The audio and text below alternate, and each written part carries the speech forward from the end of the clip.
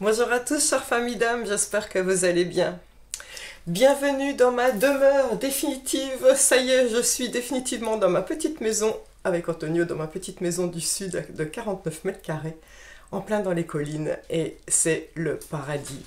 J'avais promis, parce qu'elle me manque déjà, petit message personnel pour Simone. Simone, je vous aime et vous me manquez. Simone, c'est notre grand-mère adoptive qui a bientôt 93 ans. Et je sais que un des seuls moyens qui fait qu'on va pouvoir se voir, ou qu'en tout cas vous allez pouvoir me voir, c'est comme ça. Simone, je vous aime, prenez soin de vous. Et je pense à vous tous les jours. Alors, vidéo pour vous alerter sur un fait qui est absolument indéniable et de plus en plus prégnant, qui prend de plus en plus d'ampleur. On ne respire plus. Alors, il y en a déjà qui rigolent en disant « Ben non, Sandrine, on respire parce que sinon on serait mort ». Vous avez déjà un élément de réponse dans ce que vous êtes en train de me dire. On ne respire plus et on est petit à petit en train d'aller vers une lente mort, en tout cas une lente mort de notre corps, de notre être essentiel, et je vais vous expliquer pourquoi. Savez-vous que selon la manière dont on respire, on stimule différents systèmes nerveux dans notre corps. Le système nerveux parasympathique est celui qui active les endorphines, les hormones du bonheur, de la paix, de la zénitude. Et pour activer ce système parasympathique, nous devons respirer par le ventre. Eh bien, sachez que on est tellement habitué à ne respirer que par le haut. Regardez bien au moment où je vous le dis, hein. Nous avons tous des respirations très très courtes, qui même pas remplissent la poitrine, mais sont en surface comme ça, au niveau de la gorge. Et bien là, je vais vous l'accélérer pour que vous compreniez. Vous voyez ce que c'est cette respiration? C'est la respiration du stress. C'est-à-dire que même si vous la faites lentement, et on fait tous ça, moi la première, je m'en suis rendu compte là, en étant dans les collines en fait. C'est en allant me promener, je me suis rendu compte que je ne sais plus respirer. Pourtant, s'il y a bien une personne qui est connectée à ça et qui sait l'importance de respirer, c'est moi. Et là, je me suis rendu compte que c'est hyper grave parce que ça implique plein de choses. Respirer uniquement comme on le fait là. En plus, on est sur nos téléphones, donc la cage thoracique est repliée encore plus sur elle-même. Donc, nous avons un mince filet d'air qui rentre. Premièrement, ça veut dire que notre cerveau et les cellules de notre corps ne sont pas oxygénées. L'énergie, en plus, pour être véhiculée partout dans notre corps, elle est véhiculée par l'eau et par la respiration. C'est très très grave de n'être que finalement sur la partie minimum vitale, on va dire, pour pas mourir. C'est très très grave parce que ça entretient la maladie pour plusieurs raisons. Ça entretient la maladie et le mal-être pour plusieurs raisons. Parce qu'on oxygène juste ce qu'il faut de notre cerveau, mais nous n'oxygénons plus le reste de nos membres correctement. Donc, puisqu'ils ne sont pas oxygénés, ils ne sont pas nourris. Maintenant, si on joint à cette respiration de la conscience, on y joint l'énergie. Et respirer de temps en temps, vous savez, on ouvre la fenêtre et on fait... Ah, vous connaissez ce geste-là? Voilà, on ouvre grand la poitrine. C'est souvent aussi quand on a monté, gravi une colline et on est fier de ce qu'on a fait. Tout en haut, on va faire ce... Ça, c'est déjà bien parce qu'on ouvre au niveau de la poitrine. Déjà, commencez à le faire, ça. Là, maintenant, au moment où on se parle,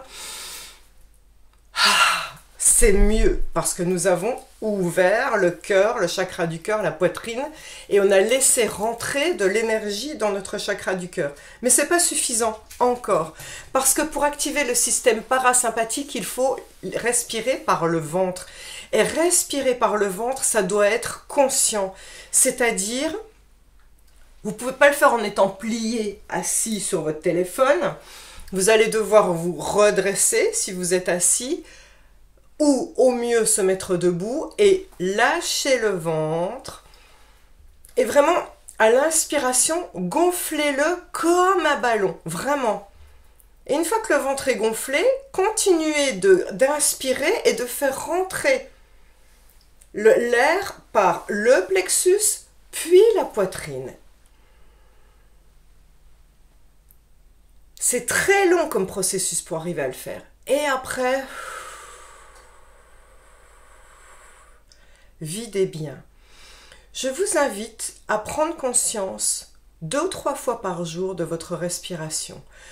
Quand vous êtes en train de faire les courses et que la caissière elle fait passer les affaires sur le tapis roulant, plutôt que d'être dans votre téléphone comme ça, posez-vous la question, est-ce que je respire correctement?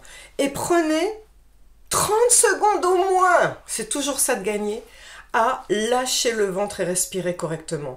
Figurez-vous qu'en allant me promener dans mes collines, c'est la beauté absolue en ce moment, il y a une explosion de couleurs, du jaune des genêts, des champs de lavande violette, de la bruyère, des violets plus clairs, c'est juste une explosion de couleurs. Donc en conscience, j'étais connectée à la nature visuellement, et j'ai commencé à respirer, et je me suis rendu compte que je ne respirais que par là.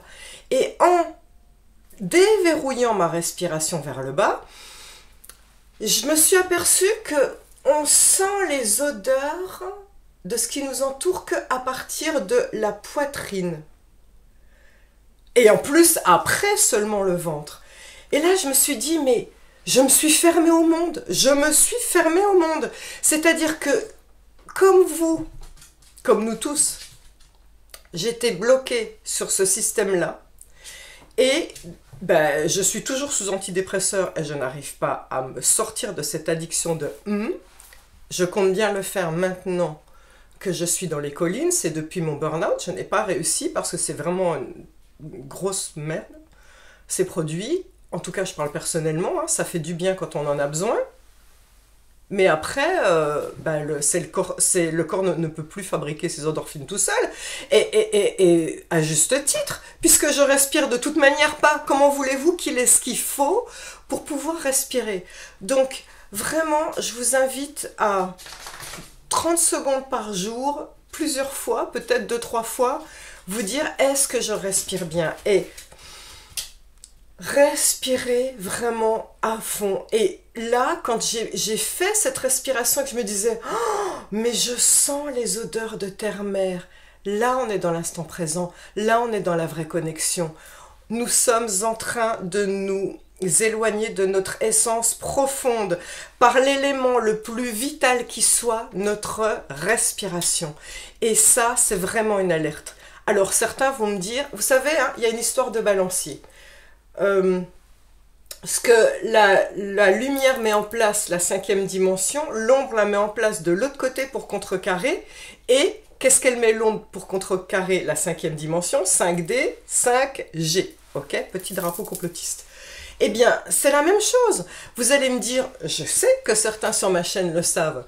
Certains vont me dire, oui, mais Sandrine, si on respire les chemtrails, les saloperies qu'on nous balance dans l'air, sous couvert d'ingénierie du temps, je ne sais pas quoi, soi-disant c'est pour contrôler le temps, bon bref, on nous balance des saloperies, les chemtrails, vous le savez. Alors déjà ils n'y sont pas tout le temps, et respirer en conscience, c'est y mettre l'énergie divine la plus puissante que nous avons. C'est affirmer votre je suis, votre présence, votre souveraineté. Voilà, là c'est moi, là Sandrine. Je suis dans la conscience de mon être. Et donc, rien ne peut être plus fort que ce je suis et cette respiration consciente. Rien, on ne peut pas nous mettre des saloperies qui pourront contrebalancer cette souveraineté. Par contre, le peu qu'on respire, si en plus ce n'est pas en conscience, c'est dans le schéma d'activer le système sympathique, le système du stress dans notre corps, et qu'en plus c'est des chemtrails, bah là on est foutu. D'accord? Donc vraiment, c'était très très très important cette capsule d'alerte. Respirer. C'est un des éléments clés, l'air, hein? La terre avec l'ancrage, j'en parlerai peut-être dans une autre capsule, parce qu'on sait plus ancré, ça vous le savez. Mais l'air, c'est l'élément qui nous connecte à notre essence même. Et comme par hasard, l'élément air est connecté au chakra du cœur. Le chakra du cœur, c'est la porte vers Dieu, c'est l'amour. C'est là que se trouve notre moi supérieur. Tout est dit, vous respirez, vous vous connectez à Dieu, à votre essence divine, à votre moi supérieur. Respirez en conscience et là, quand on respire bien par la poitrine, on se connecte au chakra du cœur. Et quand on respire par le ventre, on nourrit notre enfant intérieur. Notre enfant intérieur, vous le savez depuis le temps que je vous le dis, est dans notre ventre. Notre enfant intérieur, c'est le petit nous. C'est la partie de nous qui morfle à chaque fois qu'on vit des abus. Nourrissez cet enfant intérieur. Tout est dit. Merci à vous, chère famille d'âme, d'avoir écouté cette alerte. J'aimerais que vous mettiez des commentaires suite à cette prise de conscience. Comment est-ce que vous respiriez? Ça m'intéresse. Je nous aime, je vous aime. Ciao, ciao.